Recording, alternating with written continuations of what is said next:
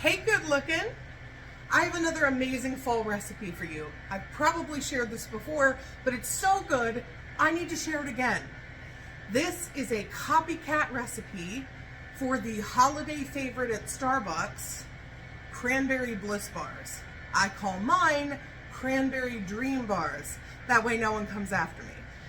They are a favorite at the bakery from now through the holidays. They're delicious, but I actually make them all winter. So here's your recipe. You need 1.5 cups of light brown sugar. You need 2 sticks of unsalted melted butter. Now, as always, your girl's making a bigger batch than you, but I am saying how many ingredients you need, and I will put them here on the screen for a single batch. Let's give that a mix. And then you need to crack in 2 eggs. These are so delicious. They are a fantastic party dessert. Everyone's gonna want your recipe. Everyone's gonna want to invite you year after year if you're willing to bring this. Trust me, I'm hooking you up today. Alrighty. Now, you need 1 teaspoon of baking powder. Ooh, a new jar. And 1/2 teaspoon to 3/4 teaspoon, depending on what you like, of ground ginger. If you've never had a Cranberry Bliss Bar, they are like an orange cranberry cookie bar that has a cream cheese icing over top with more craisins and a drizzle of white chocolate. They are delicious. I'm not a Starbucks goer, but I remember the hype around these all the time at the holidays, and they're always sold out. And then I saw this recipe 4 or 5 years ago. I made it. I have a friend who used to work at Starbucks for 20 years, and she said that mine are better. Ooh! You need a teaspoon of vanilla extract and a teaspoon of orange extract. These are orange and cranberry, and we are using the extract here. Then you can keep this out because we'll need that for the frosting as well. 1/2 teaspoon of salt, a little bit of salt in everything sweet, 2 cups of all-purpose flour,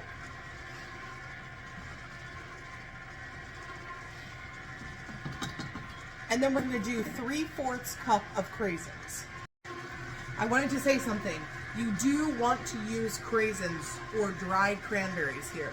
Substituting fresh whole cranberries is not going to make the recipe. I'm always someone who advocates for the fresh fruit in whatever it is, but with cookies and a bar like this, the moisture from the fresh cranberries would not result at all in the same kind of thing that we're looking for.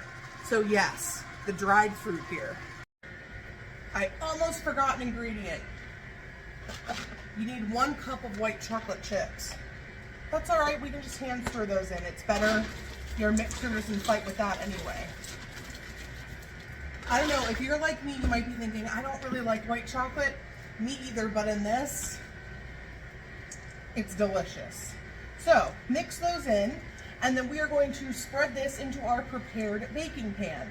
If you are making a single batch, which I have been giving you the ingredients for and put on the screen, you will need a 9x13 rimmed cookie sheet. Give it a spray or put some parchment down. If you want to leave some overhang to help lift them out, I absolutely recommend that because that is wonderful. If you are doubling this recipe, which is what I am doing, I use a bigger pan. I'm using an 18-inch by 11-inch rimmed baking sheet. You want them to have some nice thickness to them, and we want to make sure that we don't overbake them. So 350 degrees for 18 to 22 minutes for a single batch. Honestly, I'm going to check right at 22 minutes for my batch, because it's okay if they're still soft. When you take them out and let them cool, they're going to set a bit. Get it all over the counter. They're gonna set a bit, but we want them to have a nice chew. We don't want them to be like hard as rocks, but we don't want them to be underbaked. We want to have that nice cookie bar chew to it. All right, here they are. So yes, your tray's gonna look pretty full, but remember, these aren't gonna rise that much. It'll probably rise just to meet the top. Let's pop this in the oven and I'll show you what it looks like when it pops out. Here it is, fresh out of the oven, golden brown and delicious. Let this cool completely, and while it cools, we can work on what will be our toppings. We've got our cookie bars cooling. So, an 8-ounce block of cream cheese softened, because now we're making the icing. You're going to need a 1.5 cups of powdered sugar. Well, your girl's making a bigger batch, so, but you need a 1.5 cups. We're gonna mix those together. Then add 1/2 teaspoon of orange extract, 1/2 teaspoon of vanilla extract, and that's it. We're gonna spread that evenly over the completely cooled cookie bars. And honestly, if you wanted to do 3/4 of a teaspoon for the orange extract, I would go for it, because the flavor is excellent.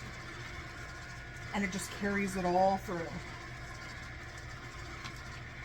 We'll spread this evenly over our bars. Then do 1/3 cup of our dried cranberries. Give them a rough chop so they're slightly smaller pieces.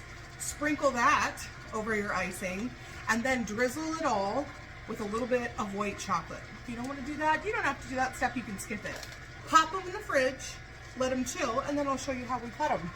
All right, so here are the dream bars all finished, and here's how we're gonna slice them. We are going to cut rows, and then we are going to cut squares, and then we are going to cut triangles in those squares. So the end result will be a triangle. Here they are, all sliced and finished.